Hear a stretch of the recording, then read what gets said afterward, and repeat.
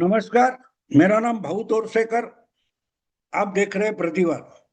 दोस्तों, कल या परसों की बात है, मैं धीरेन्द्र पुंडित से उनके यूट्यूब चैनल के लिए पॉडकास्ट कर रहा था, तो उन्होंने वो खबर दे दी कि जो फाल्टा में वोटिंग होने जा रहा है 21 तारीख को, उसमें जो तृणमूल कांग्रेस का उम्मीदवार था जहांगीर खान, जिसने खुलेआम चुनाव लूटने की कोशिश की थी और सेंट्रल फोर्सेस लेकर आए हुए योगी आदित्यनाथ के जो सिंघम पुलिस अधिकारी है उनको चैलेंज किया था और बोले थे कि मैं झुकूंगा नहीं, साला पुष्पा हूं। वो अचानक से भाग गए, चुनाव से विड्रॉल कर दिया। 29 अप्रैल के वोटिंग में इन्होंने बड़ी धांधली की थी और उसके जो सब प्रमाण सामने आ गए, उसके बाद चुनाव आयोग ने फाल्टा डायमंड हार्बर लोकसभा चुनाव क्षेत्र जो है, उसमें एक विधानसभा क्षेत्र है जिसको फाल्टा बोला जाता है। ये जागीर थी जहांगीर खान की, तो वोटिंग रोकी गई, वोटिंग कैंसिल कर दी गई और वही जो उम्मीदवार थे उनके लिए फिर से 21 मई का वोटिंग का दिन तय कर दिया गया था। और इसलिए जब आखिरी दिन का प्रचार चल रहा था तो मुख्यमंत्री शुभेंदु अधिकारी भी वहां पहुंचे, लेकिन ममता दीदी नहीं पहुंचे। ममता दीदी नहीं पहुंची, ना ममता दीदी का भतीजा जो उसी क्षेत्र का लोकसभा एमपी है और लोकसभा में पार्टी का नेता भी है और ऑल इंडिया तृणमूल कांग्रेस का जनरल सेक्रेटरी भी है, लेकिन ये दोनों बुआ भतीजे फाल्टा में प्रचार करने के लिए एक दिन भी नहीं आए। और आखिरी दिन, एक दिन बचा था, उसके पहले झुकेगा नहीं साला वाला जो जहांगीर खान था, जो अजय पाल शर्मा को धमका रहा था 4 मई के नतीजे आने के बाद तेरी खाल उतार दूंगा, उधेड़ दूंगा, वगैरह वगैरह, वो तो कहीं बिल में जाकर छुप गया और डिक्लेयर कर दिया कि मैं चुनाव नहीं लड़ रहा हूं, मैं विड्रॉ कर रहा हूं। तो जब ये वोटिंग होगा तो एक तरफा होगा, ये तो बात अलग है। लेकिन एक बात इसमें समझने जैसी है कि धीरेन्द्र पुंडित ने मुझे बताया कि 4 मई को चुनाव के नतीजे आने के बाद पूर्व मुख्यमंत्री ममता दीदी या उनके भतीजे अभिषेक बैनर्जी उनके घर पर जाकर, रास्ते पर जाकर, नजदीक जाकर लोग नारेबाजी कर रहे हैं। किसी ने पत्थर नहीं मारा, कुछ नहीं, बस जय जय श्री राम और चोर चोर चोर, ये नारेबाजी चल रही है।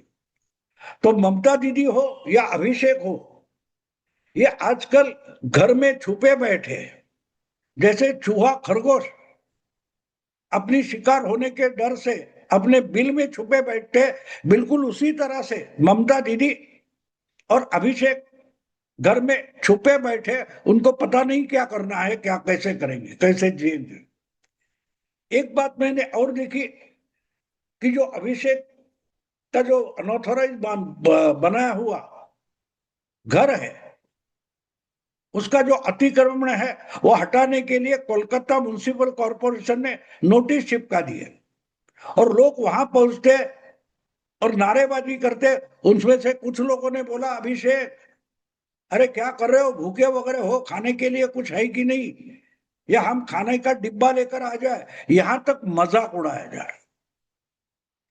ऐसे में बंद कमरे में, बंद घर में चुपचाप बैठकर करे तो क्या करे, ये ममता दीदी के सामने आज का सबसे बड़ा सवाल है। आपको याद होगा तो जब 29 तारीख का दूसरी फेज का वोटिंग होने का, दूसरी चरण का वोटिंग बाकी था, तो 27 तारीख को, जब 27 या 26 तारीख को आखिरी प्रचार का दिन वगैरह था, तो अपने ही गढ़ में भवानीपुर में ममता दीदी ने प्रचार के लिए एक बड़ी प्रचार सभा रखी थी, उनके ही गढ़ में थी, उनके ही घर के पास थी, और उनके सामने शुभेंदु अधिकारी भी लड़ रहे थे। तो वहां से कुछ आधा किलोमीटर दूर कहीं 500 600 मीटर पर शुभेंदु अधिकारी की भी मीटिंग चल रही थी।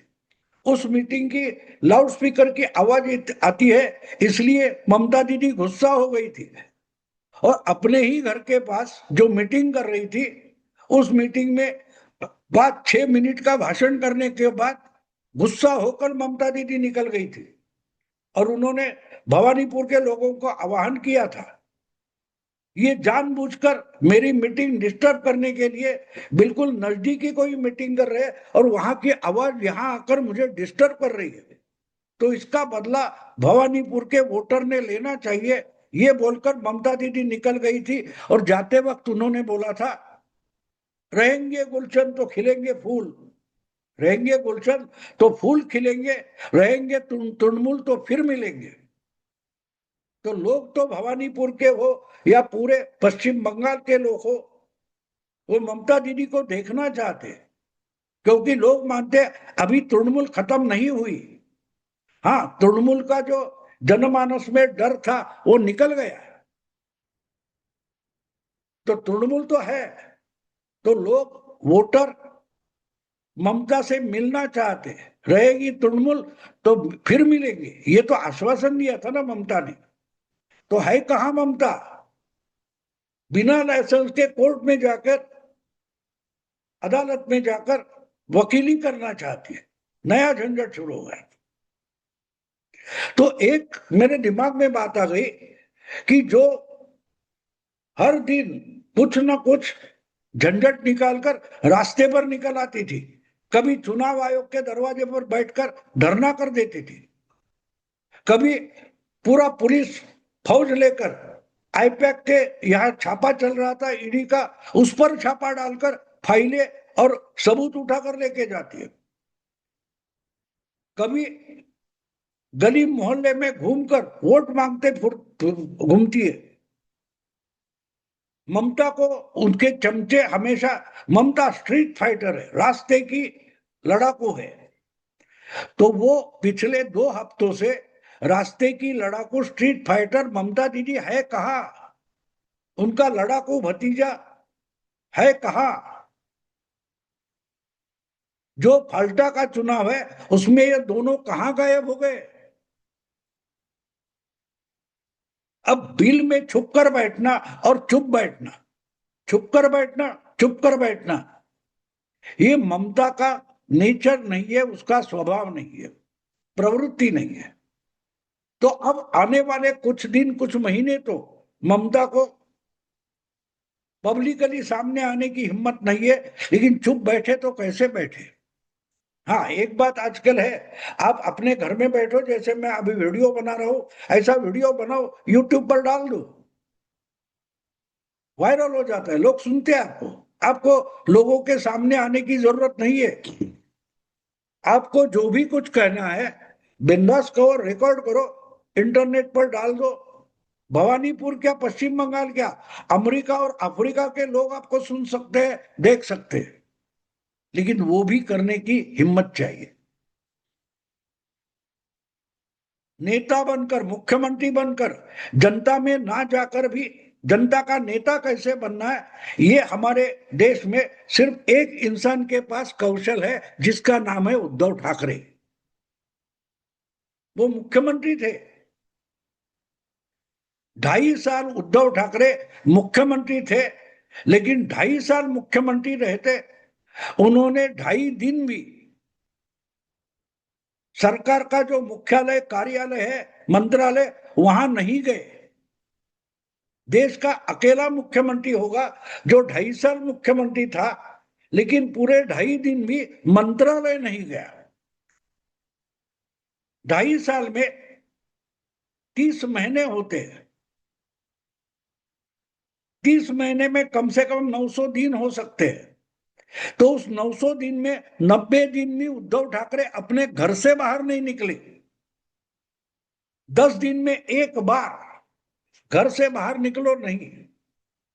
हाँ ठीक है, उस में लॉकडाउन लगा था, कोरोना था, ये सब मंजूर है, लोग भी बाहर नहीं निकल रहे थे, लेकिन ये मुख्यमंत्री थे, वो अपने फेसबुक लाइव से लोगों पर अपना नेतृत्व देते थे। तो लोगों के सामने न जाकर, घर में छुपकर कैसे लोगों का नेतृत्व करना है, ये कौशल हमारे देश में सिर्फ एक नेता के पास है, उसका नाम है उद्धव ठाकरे। जो आज बीजेपी की प्रचंड जीत और तृणमूल की बुरी हार बंगाल में हुई है, उसके बाद अगर अपने ही घर में ममता को छुपकर बैठना है तो उसको उद्धव ठाकरे से ट्यूशन लेनी पड़ेगी, क्योंकि वही एक नेता है। मेरे नजर में दूसरा कोई नेता पूरे देश में, शायद दुनिया में नहीं है कि जो जनता के सामने जाता नहीं और फिर भी जनता का नेता है। उद्धव ठाकरे तो कहते थे कि मुझे पूरी महाराष्ट्र की जनता कुटुंब प्रमुख समझती है, परिवार का मुखिया समझती है। अब परिवार के साथ न जाते फिर भी परिवार का मुखिया कोई कैसे बन सकता है? ये अगर ममता को सीखना है तो वो उद्धव ठाकरे से ट्यूशन लेनी पड़ेगी, वरना लोगों के सामने जाना पड़ेगा। ठीक है, अभी भी लोगों में जोश है, ममता के खिलाफ गुस्सा है, उसका डर होता है, हार के बाद भी थोड़ी निराशा होती है, तो घर से बाहर ना निकले, लेकिन आज ना कल निकलना तो पड़ेगा। लेकिन 15 सालों से दबा हुआ लोगों का गुस्सा बहुत जल्दी कम होने वाला नहीं है, और इसलिए बहुत सारे दिन महीने ममता को पब्लिकली अपना अपीयरेंस करना मुश्किल है, तो घर में बैठना पड़ेगा, चुपचाप बैठना पड़ेगा, या तो इंटरनेट के द्वारा अपनी बात लोगों को कहनी पड़ेगी, और इसमें उद्धव ठाकरे माहिर है। मुझे लगता है कि ये कुछ दिन, अगले आने वाले भविष्य के कुछ दिन, ममता को अगर पॉलिटिक्स में और पार्टी पॉलिटिक्स में कायम रहना है, अपना अस्तित्व कायम रखना है, तो उनको उद्धव ठाकरे से ट्यूशन लेना जरूरी है। देखते आगे क्या होता है, ये कल्पना है लेकिन उपयुक्त है, ऐसे मैं मानता हूं। दोस्तों अभी यही रुकता हूँ, वीडियो पसंद आए तो लाइक कीजिए, शेयर कीजिए और प्रतिवाद को सब्सक्राइब कीजिए। नमस्कार।